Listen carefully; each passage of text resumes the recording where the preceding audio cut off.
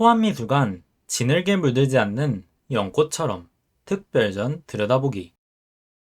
금동 관음보살 입상. 석가 탄생도와 석가 출가도. 이렵관음 보살도. 아미타열의 25보살 내영도.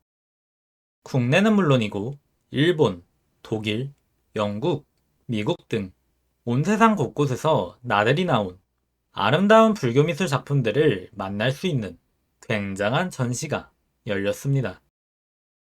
호암미술관 진흙에 물들지 않는 연꽃처럼 특별전이에요.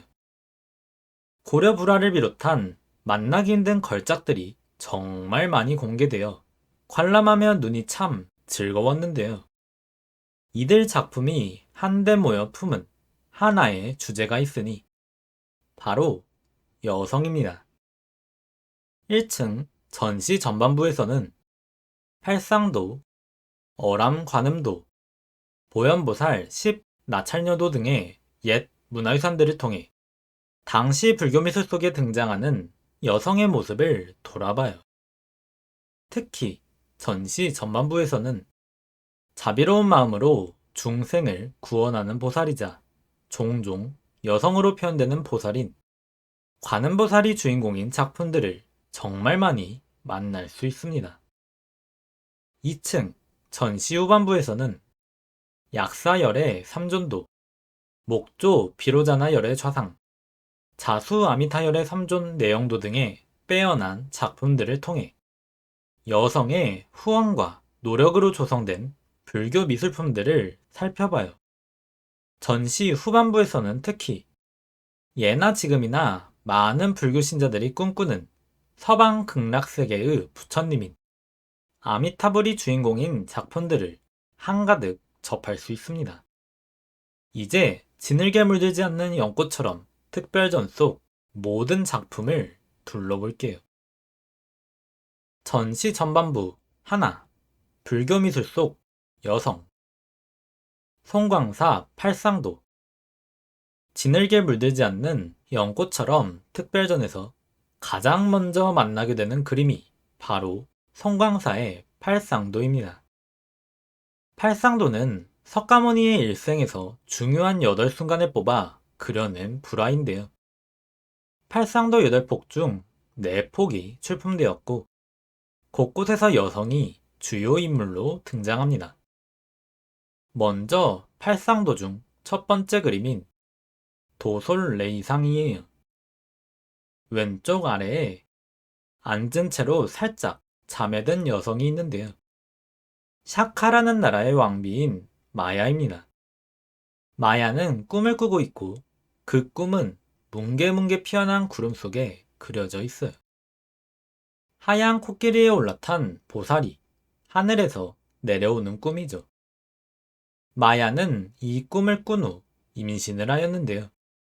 참으로 심상치 않은 태몽입니다. 다음은 팔상도 중 두 번째 그림인 비람 강생상이에요. 오른쪽 아래에 마야의 출산이 특별한 방식으로 표현되어 있습니다. 나뭇가지를 붙잡은 마야의 소매자락에서 합장을 한 아기가 세상으로 나오고 있어요. 이 아기가 누구인고 하니 마야의 아들인 시타르타입니다. 시타르타가 마야의 소매자락에서 나오는 장면은 그가 귀한 신부님을 암시하는 표현으로도 볼 수 있는데요. 인도 지역에 전해오는 신의 입에서 브라마니, 팔뚝에서 라자냐가, 허벅지에서 바이샤가, 발바닥에서 수드라가 태어났다는 이야기가 이러한 모습으로 반영된 것으로 생각됩니다. 샤카 왕국의 왕자님이 팔뚝에서 태어났네요. 마야는 시타르타를 낳고 일주일 만에 세상을 떠났습니다. 마야의 출산 장면 위로는 시타르타가 태어나자마자 동서남북으로 7걸음을 걸은 후 천상천하 유아독존 3개 계고 아당안지라 외친 유명한 장면과 시타르타를 씻겨주기 위해 9마리의 용이 나타난 장면도 그려져 있습니다. 팔상도 중 두 번째 그림에서 탄생한 시타르타 왕자는 세 번째 그림에서 인간 세상의 고통을 깨달아 출가를 결심하고 네 번째 그림에서 왕자의 신분을 버리고 출가하며 다섯 번째 그림에서 수행에 정진합니다. 그리고 여섯 번째 그림인 수와 항마상에서 시타르타는 자신의 수행을 방해하는 마왕과 그 수하들을 물리쳐요. 오른쪽 아래를 보면 세 여성이 등장하는데요. 이들은 시타르타를 유혹하여 수행을 방해하기 위해 찾아왔습니다. 그 왼편이 바로 다음 장면이에요. 시타르타는 세 여성의 외모를 바꿔놓고는 육신의 덧없음을 이야기하며 유혹을 물리칩니다. 변화한 자신을 거울에 비추어 보며 슬퍼하고 외면하고 놀라고 있네요. 마왕이 시타르타의 수행을 방해하기 위해 온갖 무기를 수레에 담아 끌고 오고 시타르타 앞에 놓인 정병을 넘어뜨리기 위해 마왕의 부하들이 달려들어 줄을 당기는 등 갖가지 사건이 벌어지지만 시타르타는 모든 말을 물리친 후 깨달음을 얻습니다. 일곱째 그림에서는 크게 깨달은 샤카 왕국의 성자 석가모니가 대중에게 설법을 베풀어요. 팔상도의 마지막은 쌍림 열반상입니다. 석가모니가 열반하였을 때의 모습을 담았는데요. 왼쪽 중앙에 석가모니보다 앞서 세상을 떠났던 마야가 하늘에서 내려와 아들의 관을 마주하자 석가모니가 관에서 나와 설법을 하며 어머니를 위로하는 장면이 그려져 있습니다. 이처럼 마야의 태몽으로 시작된 팔상도는 마야와 석가모니의 만남이 담긴 마지막 폭으로 완결돼요. 석가 탄생도와 석가 출가도. 앞서 본 팔상도처럼 한 세트를 이루는 여러 폭의 그림 중 일부였을 것으로 보이는 두 그림입니다. 이번 특별전은 일본 혼가쿠지에 있는 석가 탄생도와 독일 쾰른 동아시아미술관에 있는 석가 출가도를 한자리에서 볼 수 있는 진기한 기회였죠. 석가 탄생도에는 앞서 살펴본 송강사 팔상도 중 비람 강생상과 유사한 장면들이 담겨 있습니다.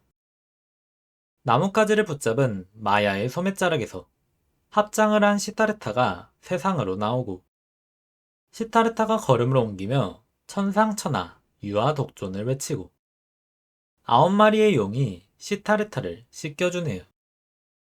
마야의 화려한 옷차림이 참 흥미로워요. 이번 특별전에는 석가 탄생도의 모사문도 출품되었는데요. 일본에서 19세기 초반에 모사한 작품입니다. 미완성 작이긴 하나 원본과 아주 유사해요. 윗부분에 단추랑 그림이 그려져 있는데 그 표현이 아주 귀엽습니다. 석가 출가도는 시타르타가 왕자의 신분을 버리고 출가하였을 때의 일을 그렸어요. 빈 의자 아래에서 슬퍼하는 여성과 하얀 말을 붙들고 굿을 피우는 여성이 보이는데요. 두 장면 속 여성은 야쇼다라라는 동일 인물이에요.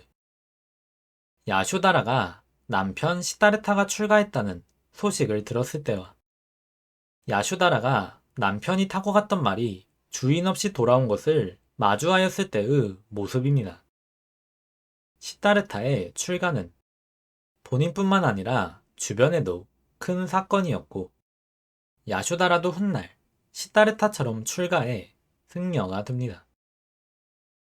이모 육불도. 마야가 세상을 떠난 후 동생인 마하파자파티가 시타르타를 돌보는 장면을 그린 작품입니다.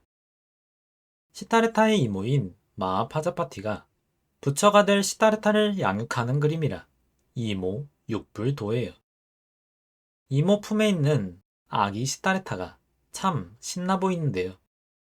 마하파자파티의 친아들이 부러운 듯 빤히 쳐다보네요. 불설 대보 부모 온중경. 불설대보 부모은중경은 어머니의 은혜에 대해 깊게 묘사한 불경입니다. 어머니의 10가지 은혜가 그림과 함께 나열되어 있어요.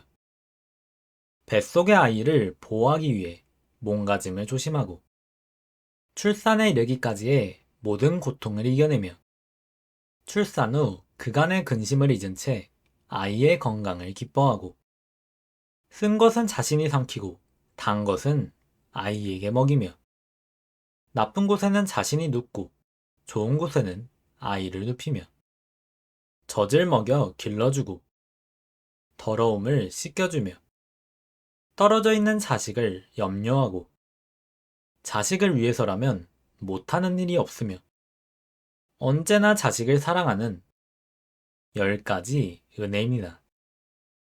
많은 생각이 들게끔 하는 문화유산이에요. 시황도 저승에서 죽은 자를 심판하는 염라대왕을 비롯한 10명의 왕들을 그린 그림을 시황도라 부릅니다.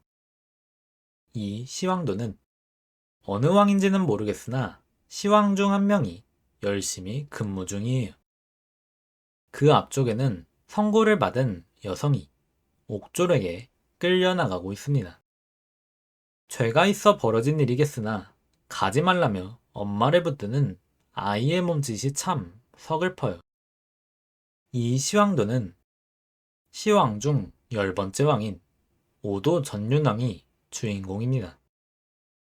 죽은 지 3년이 된 이들은 오도 전륜왕에 의해 6가지 길 중 어느 곳에서 다시 태어날지 결정돼요. 구석에 집행을 기다리는 헐벗은 사람들이 있는데요. 짐승의 가죽으로 덮어 씌워지는 것이 축생으로 다시 태어날 사람들인 모양입니다. 감로도, 달디난 이슬, 감로와도 같은 불법을 통해 중생을 구원으로 이끄는 의식을 그린 그림이 감로도입니다. 공약물을 잔뜩 차려놓은 단 주변으로 상복을 입은 이들과 의식을 집행하는 스님과 음악과 춤을 담당한 스님들이 있네요. 스님들 중 두건을 쓴 2분을 비롯한 몇몇은 여성 승려인 비구니로 보입니다. 단 왼쪽 거대한 아귀의 모습도 흥미로워요. 구상시회검과 구상도 9가지 죽음의 모습을 생각하며 육신의 덧없음을 깨우치는 수행법을 구상이라 합니다. 구상시회권에는 세상을 떠나 한 줌 흙으로 돌아가기까지 9단계의 그림이 시와 함께 표현되어 있어요. 구상도는 그 9단계를 한 폭에 전부 표현하였는데요. 벚나무 아래 붉은 치마를 입은 여성이 임종에 든 후 차디찬 계절에 해골만 남아 망자를 위해 세우는 오륜탑이 놓이기까지의 죽음의 과정이 뚜렷하게 그려져 있습니다. 외면하고 싶지만 눈길이 가는 묘한 작품들이에요. 구마노 관 심 쉽게 만다라. 일본 구마노산을 중심으로 활동한 비구니들이 대중에게 불교를 설명할 때 활용한 만다라입니다. 만다라는 불교의 세계관을 시각적으로 표현한 그림이에요. 부처와 포살, 승려, 지옥 등 불교 세계관 속 여러 요소를 만날 수 있어요. 아이로 태어나 어른이 되어 노인이 되기까지의 인간의 삶을 아치형으로 주르륵 그려놓은 표현 방식도 흥미롭습니다. 우측 하단에는 일본 에도 시대 불교 세계관 속 여성에 대한 부정적인 인식이 담겨 있어요. 현대인의 관점으로는 어처구니 없는 이야기지만 출산혈과 월경혈로 땅과 물을 더럽혔기에 지옥에 간다는 것인데요. 가족들이 공양을 하면 구원받을 수 있다고 생각하였습니다. 전시 전반부 2. 관음보살. 백제와 고려의 관음보살상. 1907년에 부여의 절터에서 발견되었다 전하는 백제의 관음보살상과 오른쪽 무릎을 세우고 편히 앉은 고려의 관음보살상입니다. 관음보살을 향한 불심의 오랜 역사를 보여주는 유물들이죠. 싱긋지은 미소와 우아한 맵시, 섬세한 표현 등 빼어난 솜씨가 참 수려하고 머리 장식, 몸 장식, 팔 장식 등 꾸밈이 참 화려합니다.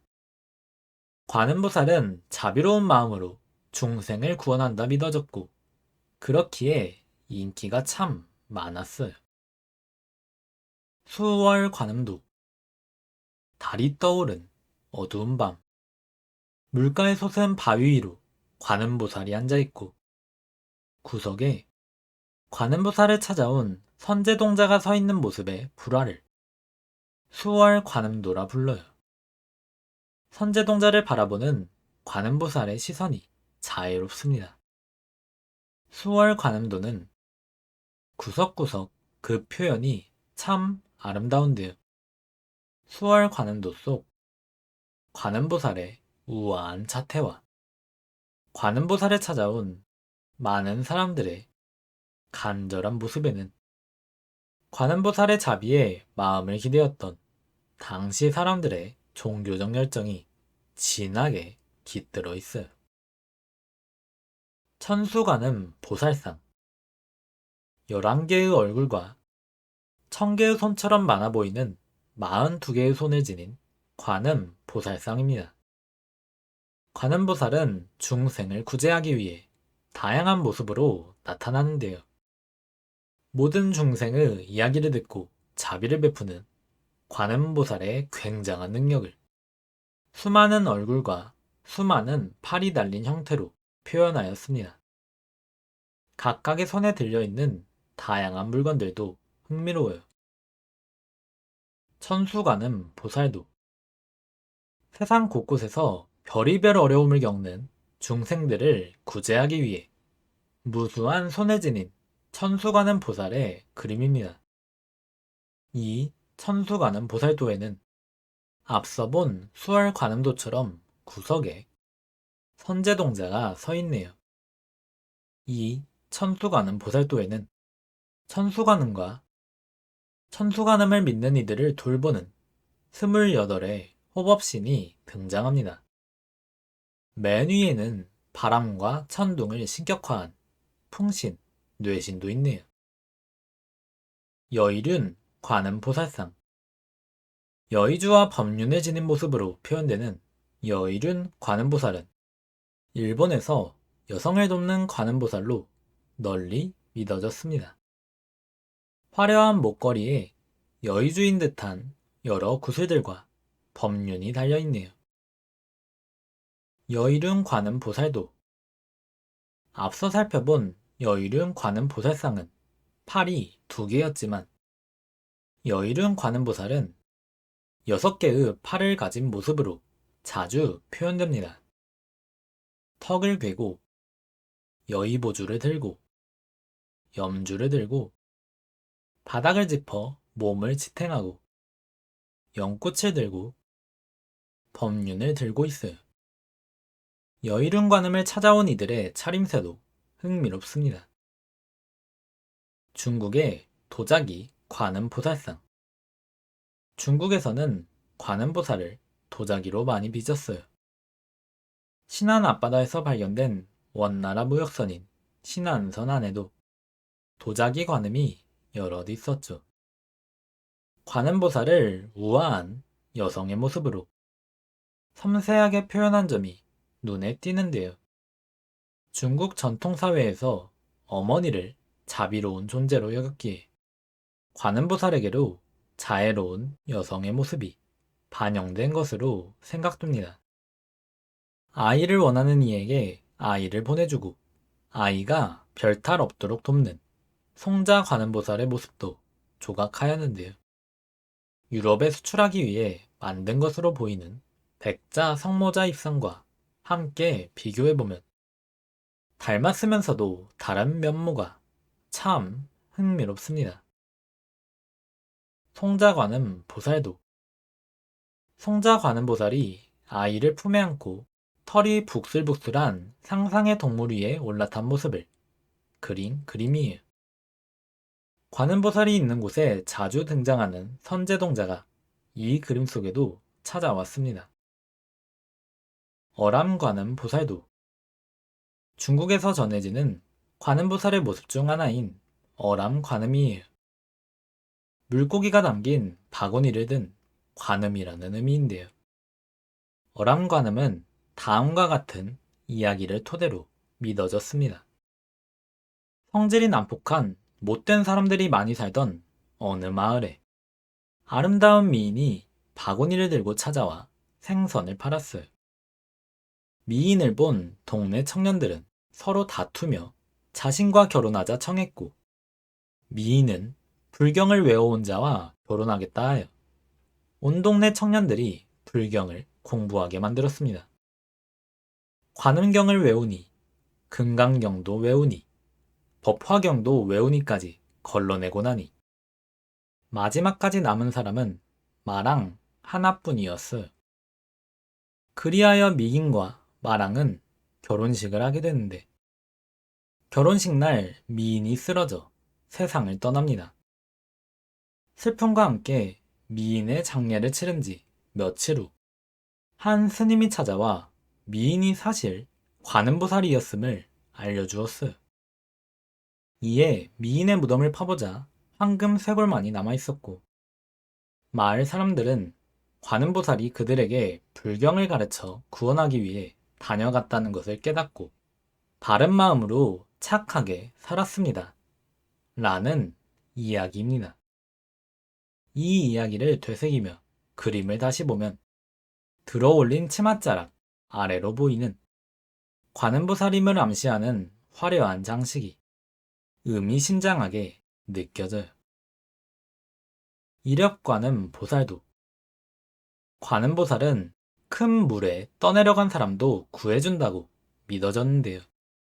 그러한 믿음이 담긴 관음보살이 이력 관음보살입니다. 한 장의 연꽃잎에 올라탄 관음보살이 바다 한가운데에 떠 있어요. 옷자락이 흩날리도록 강한 바람이 불고 물결도 연신 넘실거리지만 차분한 표정을 보고 있자면 모든 걱정이 사라집니다. 전시 전반부 셋 불교 미술 속 여신. 고려의 마리지천. 마리지천은 멧돼지 위에 올라타 여러 팔로 무기를 쥐고 있는 형태로 묘사되는 여신이에요. 고려 사람들은 자그마한 마리지천상을 부적의 의미로 지녔던 것으로 추정됩니다. 일본의 나찰녀. 보현보살 10 나찰녀도에는 하얀 코끼리에 올라탄 보현보살 곁을 10명의 나찰녀가, 석가열의 오존 10 나찰녀도에는 중앙의 석가열애와 네 보살 곁을 10명의 나찰녀가 둘러싸고 있습니다. 나찰녀들은 화려한 옷을 입은 귀부인의 모습을 하고 있는데요. 일본의 귀족 여성들은 이들에게 자신의 모습을 투영했을 것으로 보입니다. 일본의 여신들. 흰 여우를 타고 바다 위를 나는 다길니천. 코에 쥔 병을 기울여 보물을 쏟아내는 하얀 코끼리가 머리 위에 있는 길상천.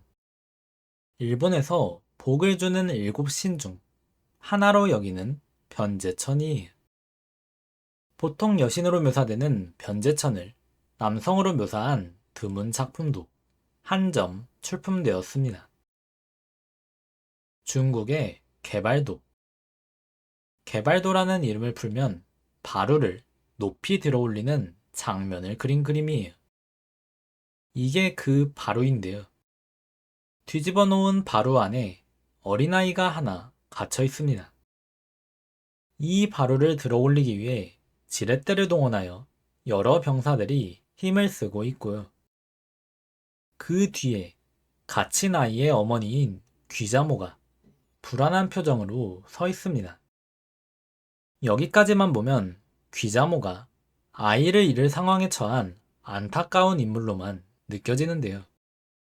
사실 귀자모는 인간의 아이를 잡아먹는 악한 존재로 석가모니가 귀자모에게 깨달음을 주기 위해 귀자모의 수많은 자식들 중 하나를 바로 속에 가두었습니다. 귀자모는 군대를 동원해 자신의 아이를 구출하고자 하는데요. 결국 구출은 실패하고 그제야 자신의 아이뿐만이 아닌 모든 아이가 소중하다는 것을 깨달은 귀자모는 아이들을 지켜주는 수호신으로 거듭납니다. 전시 후반부 하나, 여성의 성불.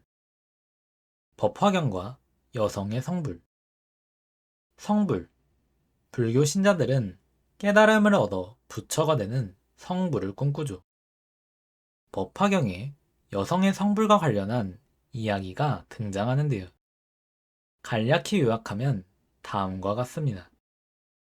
용왕에게는 8살 된 딸 용녀가 있었는데 용녀는 법화경을 통해 깨달음에 가까워지고 있었어요.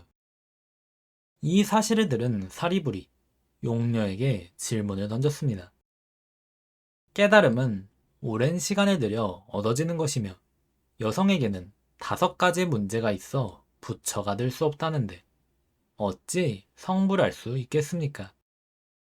질문을 들은 용녀는 부처님께 구슬을 공양한 후 순식간에 자신의 몸을 남성으로 변화시키고는 그 자리에서 성불해버렸어요.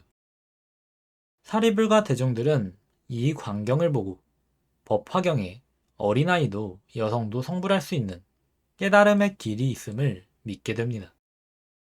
여성이 성불을 할 수 없다는 견해에 대해 여성이 성불을 할 수 있음을 명확히 한 이야기이나 남성의 형태를 거쳐서 성불하였다는 점이 찜찜하죠. 이 이야기와 관련된 유물들을 살펴볼까요? 감지금리 묘법연화경 권 1에서 7은 검푸른 종이에 법화경을 금으로 쓴 7권의 고려시대 사경입니다. 제4권의 변상도에 앞서 살펴본 용녀의 이야기가 묘사되어 있는데요. 용녀가 변신하는 모습을 재빠른 필치로 나타냈습니다. 제7권의 끝에는 이 법화경을 조성한 진안 국대부인 김씨가 남긴 발언문이 있는데요. 자신이 여성으로 태어난 것을 한탄한다는 내용이 포함되어 있습니다. 감지금리 묘법연화경 권 5는 일본에서 쓴 법화경 사경이에요. 오른쪽의 그림 속에 용녀가 부처님에게 빛나는 구슬을 공양하는 장면이 묘사되어 있습니다. 약사경과 여성의 성불. 이 유물들은 고려 후기에 만들어진 장국사 금동약사 열애자상 속에서 발견된 복장물이에요. 복장물 중 시주자들의 바람을 적은 기다란 발언문에 덧붙여진 붉은 비단 조각을 들여다보면 여성이 남성이 되게 해달라는 바람이 적혀 있는데요.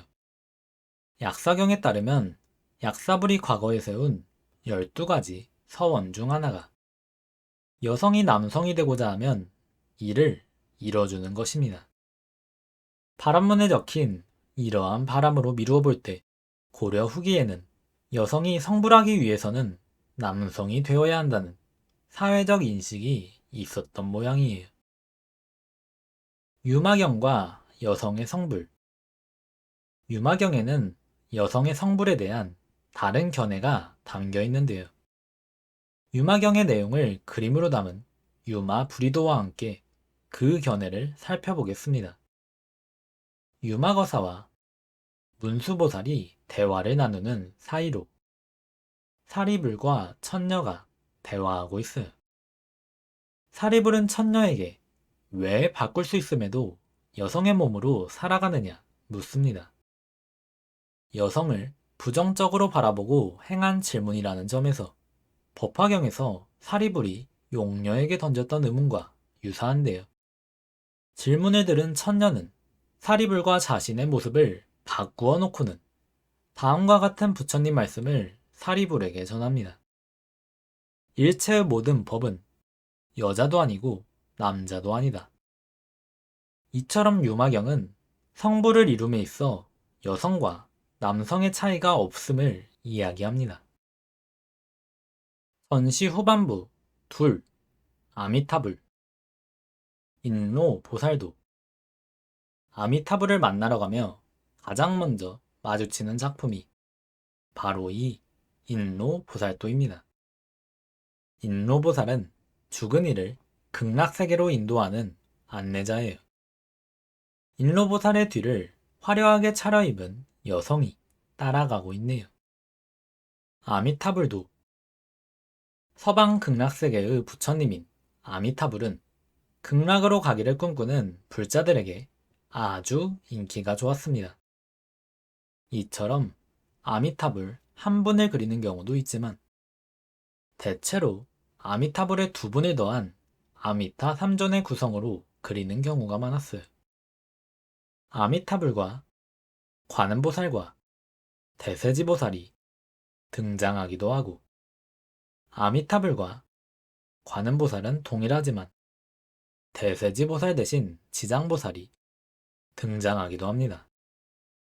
지옥에서 중생을 구원해주는 지장보살을 그려 넣음으로써 아미타불이 있는 극락을 꿈꾸고, 현실의 어려움은 관음보살의 자비에 기대고, 지옥에 대한 두려움은 지장보살의 구원으로 대비한 모양이에요.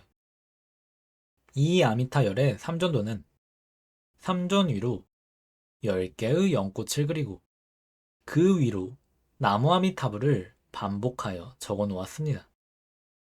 나무 아미타불은 아미타불을 깊이 믿고 의지한다는 의미예요. 아미타불을 향한 정성이 아름답게 깃든 아미타불도 드립니다. 아미타열의 내용도. 아미타불을 그린 불화 중에는 임종이 가까워진 이를 서방 극락세계에서 아미타열애가 찾아와 맞이하는 아미타열의 내용도도 있습니다. 아미타불이 대세지보살, 관음보살과 함께 믿음직한 모습으로 찾아오기도 하고요.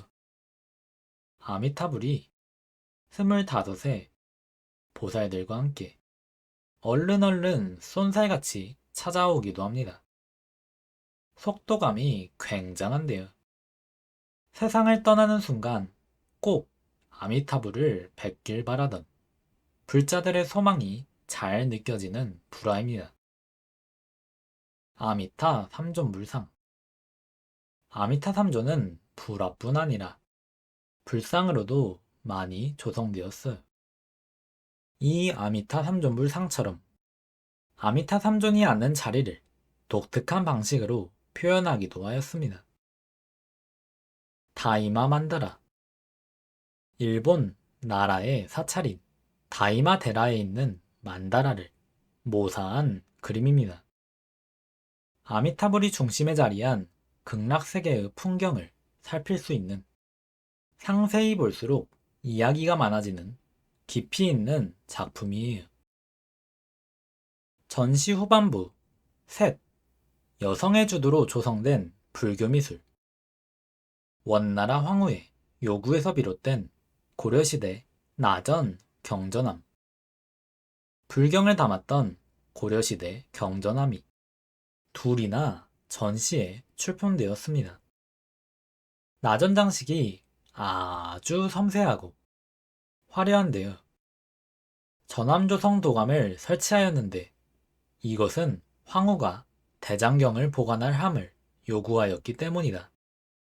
이와 같은 고려사의 기록을 참고하면 이 경전함들은 원나라 황후의 요구에서 비롯되어 제작된 작품인 것으로 추정됩니다. 궁중 숭불도. 조선 전기의 궁궐 모습이 담긴 것으로 생각되는 작품이에요. 궁궐 건물 안에 불상이 안치되어 있는 모습이 참 낯선데요. 조선 전기에는 이처럼 궁궐 안에 불당을 설립하여 왕실의 평안과 떠난 이들의 명복을 빌었습니다. 그림 속 곳곳에서 발견되는 여성들에게서 조선왕실의 여성이 불교 신앙을 이어나간 모습을 엿볼 수 있어요. 조선시대 여성의 후원으로 조성된 불화들. 조선시대의 여성들의 후원으로 조성된 불화들입니다. 성종을 동생으로 둔 명숙공주와 그의 남편이 발언한 약사열의 3존 12신장도, 배우자는 충종, 자식 중 하나는 명종이었던 문정왕후가 발언한 영산회도와 석가열의 3존도와 약사열의 3존도, 문정왕후가 발언한 약사열의 3존도와 유사한 특징들을 가지고 있어 왕실 여성이 발언했을 가능성이 꽤 있어 보이는 석가열의 설법도, 그림 한쪽에 적혀있는 이씨와 민씨 두 여성이 발언한 것으로 보이는 수월관음 보살도, 강씨성의 상궁 2명이 발언에 참여한 석가열의 설법도, 성종대의 왕대비가 발언한 불화이자 촬영이 불가능한 작품이었던 삼제석천도 등 멋진 불화가 여럿 출품되었어요. 이들 작품 옆에 시황도 중 제8 평등대항도도 진열되었는데요. 우측 하단에 있는 죽은 이를 위해 공덕을 쌓는 가족들의 모습을 보고 있자면 조선시대 여성들이 어떠한 마음으로 불화를 조성하였을지 짐작이 됩니다. 조선시대 여성의 후원으로 조성된 불상들. 북한강과 남한강이 합류하는 두물머리가 내려다 보이는 웅길산 수종사에는 팔각 5층 석탑이 하나 서 있는데요. 이 석탑을 해체 수리하고 이전하는 과정에서 다수의 불상이 쏟아져 나왔습니다. 탑의 1층 탑신에서는 좀 더 이른 시기의 불상들이 발견되었는데요. 태종의 후궁인 명빈 김씨가 시주하고 성종의 후궁인 수경홍씨, 수경정씨, 수건 김씨가 중수한 금동 석가열애상과 보살상 2, 불감 1, 그리고 전시에는 출품되지 않은 목조상 3이 그 안에 있었습니다. 탑의 다른 곳에서는 그보다 후대에 조성된 불상들이 발견되었어요. 배우자는 선조유, 자식으로는 영창대군을 둔 임모광우의 발언으로 조성된 자그마한 크기의 어여쁜 불상들로 개성적인 불상들의 얼굴이 귀엽습니다. 높이 1m가 넘는 이 커다란 비로자나 불상도 왕실 여성의 발언으로 조성되었어요. 불상 내부에서 발견된 발언문을 통해 광해군의 정비인 장렬왕후가 가족들의 극락왕생을 바라며 조성한 여러 불상 중 하나라는 사실을 알 수 있습니다. 꼭 모은 두 손이 벼랑간 감동을 주네요. 순천 송광사 관음전 내부에 있는 목조 관음보살 자상의 조성 과정에는 궁중 나인인 노혜성의 후원이 큰 역할을 했습니다. 불상 안에 있던 복장 유물들이 전시에 출품되었는데요. 발언문도 적고 붉게 다란이도 찍은 염원이 가득 깃든 저고리가 아주 인상적이었습니다. 전시 후반부 넷. 여성의 솜씨가 깃든 불교미술. 자수 불교미술들. 간절한 불심으로 한 땀 한 땀 수놓은 귀중한 작품들이에요. 자수 작품들 중 불화가 특히 많았는데요. 단독으로 아미타불을 수놓은 자수 아미타열애도, 망자를 맞이하러 오는 아미타 3존을 수놓은 두 점의 자수 아미타열애 3존 내영도, 아미타 3존을 상징하는 범자를 수놓은 두 점의 자수 종자 아미타열애 3존도, 대일열애를 상징하는 범자를 수놓은 자수 아자도, 다양한 색상으로 천수관음을 수놓은 자수, 천수천안, 관음보살도가 출품되었습니다. 그리고 먹으로 글자를 쓴 뒤 그 위에 검은 실로 수놓은 자수, 불설, 무량수불경과 대한제국 황실이 하사한 자수번도 독특했고요. 무수히 부처님을 수놓은 중국의 자수가사와 단풍을 정말 이쁘게 수놓은 일본의 자수가사는 보는 내내 눈이 즐거웠습니다. 각각의 작품에 깃든 그 정성이 참 굉장해요. 손으로 쓴 불경, 임모광우가 백지에 금으로 쓴 백지금자 불설 아미타경입니다. 단정한 글씨에서 경건한 마음이 절절히 느껴져요. 불교에 의지하여 마음을 가다듬은 것은 조선시대 남성도 마찬가지였는데요. 추사 김정희의 유품들에서 그러한 면모를 엿볼 수 있습니다. 그가 남긴 백지묵서 반야바라밀다 신경에도 한자 한자 정성이 꾹꾹 눌러 담겨 있죠. 조선 사람들에게 불교는 마음의 위안을 선사하는 길잡이였던 모양이에요. 마지막으로 호암미술관 진흙에 물들지 않는 연꽃처럼 특별전 속 작품들을 간단한 설명과 함께 만나보았는데 어떠셨나요? 참 멋지고 좋은 작품이 많죠. 저는 전시장을 거닐며 관세음보살과 아미타부를 거듭하여 만나니 마치 극락에 직접 방문한 것 같더라고요. 관람하며 열심히 들여보았지만 지금 돌아보니 더 열심히 볼 거라는 아쉬움이 남습니다. 한 작품 한 작품에 사형과 아름다움이 넘치는 특별한 전시. 호암미술관에 진흙에 물들지 않는 연꽃처럼 특별전이었습니다. 즐겁게 보셨으면 좋아요. 문화유산에 관심이 많으시면 구독 부탁드려요. 감사합니다.